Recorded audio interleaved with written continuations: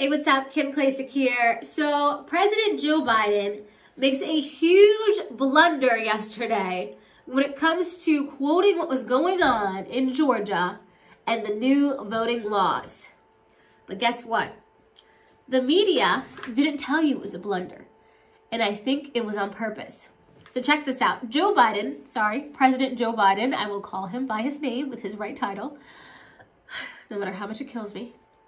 President Joe Biden said yesterday that there is major voter suppression now going on in the state of Georgia because of the new law passed.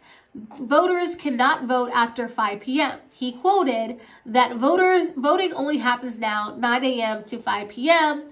This is a slap in the face against working class citizens because a lot of them are still at work at 5 p.m. Now, that was wrong. It was completely wrong. It was a total blunder, but nobody corrected him on that. They didn't correct him that night after he said it, and then they didn't correct him when it went out in a presidential statement. So it was said, and then it was written wrong. You can vote in the state of Georgia from 7 a.m. to 7 p.m. That has always been the times. If you get into line at 7 p.m., you can still vote, no matter how long you stand there. That has always been the case in the state of Georgia. But Joe Biden and one of his administrative assistants said that he probably got confused. Well, no kidding. He's always confused, right? He probably got confused because in early voting, you can vote from 9 a.m. to 5 p.m. And that probably threw him completely off. Yeah, okay. So 7 a.m. to 7 p.m., if you're in the state of Georgia, do not listen to President Joe Biden. Do not listen to the presidential statement that came out of the White House. The law for the time is still the same. Now, you have to question, why didn't the media correct him?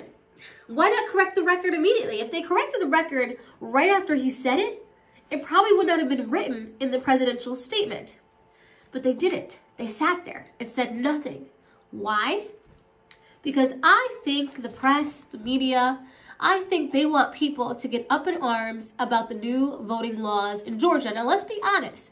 These new laws in Georgia do not push for voter suppression, right? This is basically trying to make sure the voting process is fair. There are new rules in Georgia that basically wants to put some kind of integrity into the voting process and to the state of Georgia. Now, all Georgians should be very happy about this. But, unfortunately, the left looks at it as an attack on the working class and, of course, people of color.